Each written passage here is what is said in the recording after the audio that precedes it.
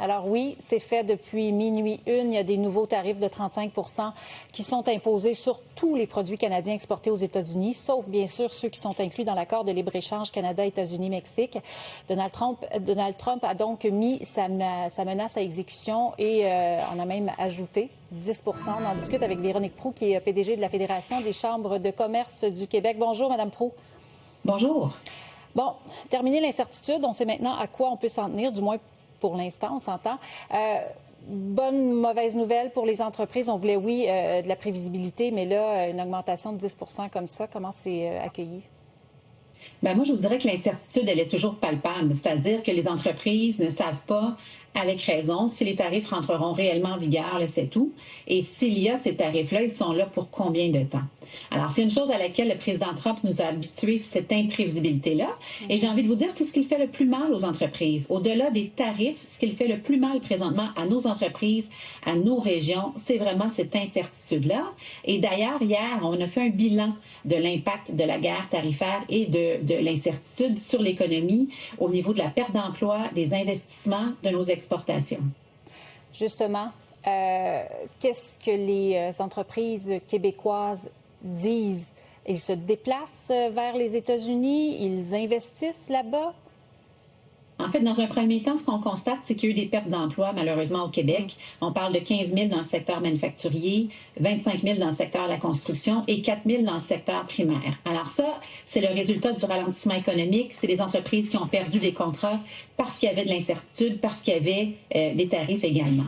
Maintenant, nous, ce qui nous préoccupe beaucoup, ce sont les investissements qui ne se font pas. Quand on compare 2025 à 2024, on parle de près de 600 millions en investissements qui ne seront pas réalisés cette année, principalement dans le secteur manufacturier, donc 300 millions dans le manufacturier, 200 millions dans le bois et également dans le secteur de l'agroalimentaire. Pourquoi? Parce qu'il y a tellement d'incertitudes présentement que nos entreprises mettent sur pause leurs investissements. Ils les mettent sur pause et ils choisissent parfois d'investir aux États-Unis au détriment du Québec. Et c'est ça qui nous préoccupe à long terme parce qu'on le voit, plus les mesures protectionnistes sont importantes, plus il y a de l'incertitude, moins nos entreprises sont portées à investir ici et elles vont investir du côté américain. Pourquoi? Bien, pour avoir accès au marché et réduire cette incertitude-là. Oui. Et là, il faut vraiment essayer de contrer ces investissements aux États-Unis. Les gouvernements vont devoir commencer à réagir et rapidement. Exactement. En fait, on en parle depuis janvier de l'importance d'agir, mais là, je pense que la pression se fait de plus en plus sentir. Le ministre Champagne va déposer un budget cet automne. Donc, on demande au ministre, au gouvernement, Carney également, de revoir certaines mesures fiscales qui doivent être mises de l'avant. On fait référence à des mesures qui vont stimuler l'investissement pour les PME, pour les plus grandes entreprises. On parle de recherche et développement. On parle d'une mesure comme la taxe de luxe qui touche les aéronefs, qui touche Bombardier, qui nuit à notre capacité de vente d'exporter. Donc, il y a plusieurs mesures qui peuvent être mises en place, des mesures fiscales, mais en même temps, je vous dirais qu'il y a d'autres programmes qui peuvent être, d'autres leviers sur lesquels on a du contrôle qui aideraient nos entreprises et notre économie.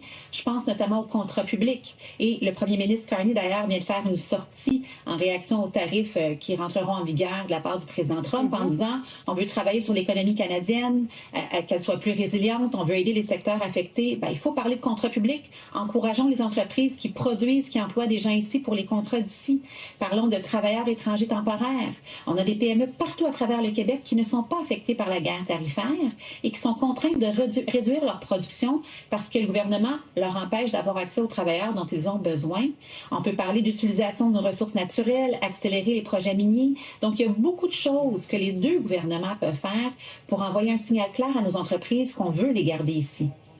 Tout ça semble tellement aller de soi. L'enjeu, c'est le temps. On s'entend, là, parce que là, avec toute cette salve de tarifs, le temps presse. Les entrepreneurs n'ont pas ce temps-là pour pouvoir agir. Comment la Fédération, justement, peut tenter là, de convaincre les gouvernements de faire ce qu'il faut et rapidement? Bien, dans un premier temps, on a voulu sortir le bilan hier de l'impact de l'incertitude pour démontrer au gouvernement qu'il y a des impacts réels, concrets. On dit souvent, en fait, on le voit, 91 des produits expédiés aux États-Unis sont exempts de tarifs, selon une étude de la RBC. Donc, on peut se dire, bien, ça va quand même pas si mal. Beaucoup de nos produits ne sont pas taxés, mais concrètement, il y a des pertes d'emplois, il y a des investissements qui ne se font pas. Alors, nous, on ramène cette information-là auprès des gouvernements pour dire, il y a des impacts réels aujourd'hui, mais surtout qui vont continuer à s'accumuler au fil des années. Et on le voit depuis 2014, l'investissement direct étranger entre le Canada et les États-Unis était au point d'équilibre. Et depuis, ce sont nos entreprises qui ont investi davantage du côté américain. Il y a un exode d'investissement canadien vers les États-Unis.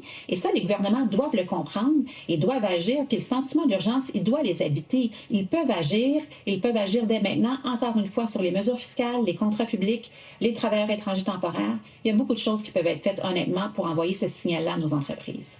Je profite du 30 secondes qui reste pour vous poser la question sur les droits de douane de 50 sur le cuivre. C'est majeur pour nos entreprises québécoises.